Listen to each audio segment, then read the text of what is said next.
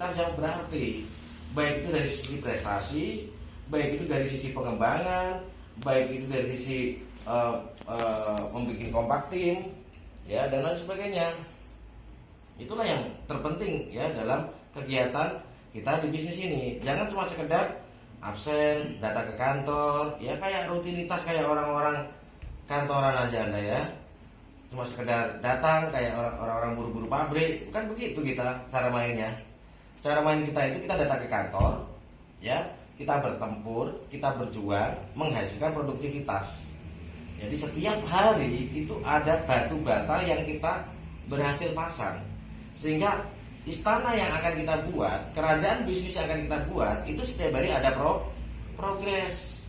Ada pemasangan batanya sudah selesai, pemasangan lantainya, pemasangan atapnya, begitu ya. Bukan cuma sekedar kita datang ke kantor aja, ya, setelah aktivitas seperti biasanya. Jangan itu biarkan itu terjadi. Ada buang waktu, buang-buang umur yang seharusnya dalam waktu 6 bulan Anda bisa gunakan untuk kembali berkembang besar. Ketika jatuh itu biasa gitu loh. Jatuh itu bukan sesuatu hal yang memalukan dalam dunia usaha, karena semua orang pernah jatuh. Jatuh itu adalah bagaimana kita pelajari, ya, apa yang membuat kita jatuh. Kita pelajari dan kita menemukan cara yang lebih baik. Sehingga ketika kita membangun untuk yang kedua kalinya, cara membangun kita lebih baik daripada cara membangun yang sebelumnya. Kalaupun itu masih belum berhasil, jatuh lagi, tidak ada masalah. Kita akan temukan cara lagi yang lebih baik. Semakin banyak Anda jatuh, semakin Anda menuju sebuah kesempurnaan dalam membangun sebuah tim atau dalam leadership. Karena setiap kejatuhan itu pasti akan ada. Anda prinsipnya harus begini aja dulu. Ketika Anda kehilangan tim, ketika Anda jatuh, pastikan Anda menyalahkan diri. Jangan sampai Anda merasa tidak berdosa. Jangan sampai Anda merasa tidak bersalah. Salahkan diri. Ya, apa yang membuat tim saya bubar? Apa salah saya yang membuat tim saya tidak betah? Apa yang membuat tim saya meninggalkan saya? Nah, itu yang pertanyaannya. Setelah Anda menemukan jawabannya, ketika Anda membangun lagi, pastikan hal-hal itu sudah tidak dilakukan lagi, tidak dikerjakan lagi. Hal-hal yang tidak disukai oleh tim, yang membuat tim Anda tidak bertahan gitu. Sehingga pembangunan yang selanjutnya adalah lebih baik. Bukan cuma sekedar ketika sudah jatuh begini-begini aja, habis itu menikmati kejatuhan, habis itu tidak ada unsur perjuangannya untuk bangkit, cuma sekedar aktivitas, rutinitas seperti seorang karyawan kantoran, seperti seorang buruh pabrik yang penting datang ke kantor. Nggak begitu cara main bisnis kita. Kalau Anda cara mainnya begitu, ya Anda tidak akan kaya-kaya. Kalau caranya mainnya begitu, ya Anda buang-buang waktu aja itu. Ya, waktu 6 bulan itu waktu yang cukup untuk bagaimana kita gunakan untuk bangkit kembali. Itu waktu yang sangat lama. Ya, karena kenapa? Karena ketika Anda memulai dulu di bisnis ini, Anda jadi manajer katakanlah 1 tahun. Ya, dengan kemampuan 0. Ketika Anda kehilangan tim, Anda membangun lagi, kemampuan Anda kan nggak 0. Anda sudah tahu cara marketing, Anda sudah tahu cara leadership, Anda sudah tahu cara fear of loss, Anda sudah tahu cara membangun atau mendatangkan orang, ya, build up crew, sudah tahu semua caranya. Cuma yang belum Anda pahami apa? Mempertahankan mereka, kan itu. Yang belum Anda pahami di pembangunan yang pertama. Nah, di pembangunan yang kedua, cermati bagaimana cara untuk mempertahankan. Karena cara membangun Anda sudah tahu. Cara mempertahankan ada yang salah pada saat itu. Ya. Karena kalau Anda nggak bakal dipromosikan jadi manajer kan gitu. Iya. Untuk jadi manajer kan prinsipnya Anda sudah bangun tim. Kan mereka itu, ya, bagaimana leadership yang disukai itu, leadership yang efektif itu yang tidak Anda punyai pada saat itu, sehingga Anda kehilangan tim. Nah, sekarang waktunya Anda pelajari itu semua, jadikan sebuah pengalaman dan bangkit dengan cara yang lebih baik. Itu caranya. Ya, mengerti?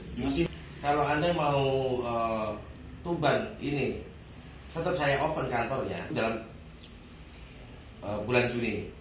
Bertarungnya 1 bulan ini bagus, produktif, ada produktivitas yang tercapai, ada progres yang terjadi di situ, maka Tuban akan kita pertahankan.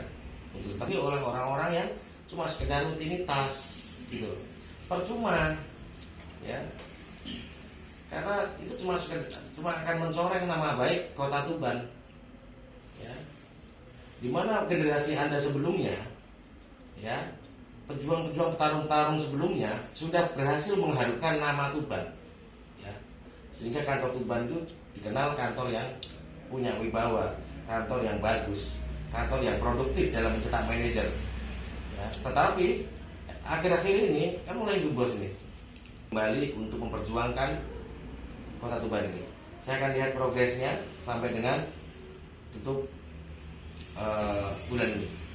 Sekarang saya lihat tadi data yang saya terima ada 14 orang di fokus dengan apa yang Anda geluti, fokus dengan apa yang saat ini sedang Anda perjuangkan, maka Anda akan menemukan cara terbaik. Anda akan menemukan kemampuan terbaik Anda. Kalau Anda cuma sekedar asal-asalan, cuma sekedar gini-gini aja, ya Anda tidak akan pernah menjadi pemain terbaiknya. Anda cuma akan menjadi saksi kisah sukses seseorang. Ya, yang Anda akan mengenal mereka, melihat langsung, ya, menyaksikan kisah suksesnya, tapi Anda sendiri tidak sukses. Dan itu menyakitkan. Ya, kita akan menceritakan suksesnya orang, tapi kita sendiri tidak sukses. Gitu. Ya, itu menyakitkan. Kenapa bukan kita yang diceritakan oleh orang?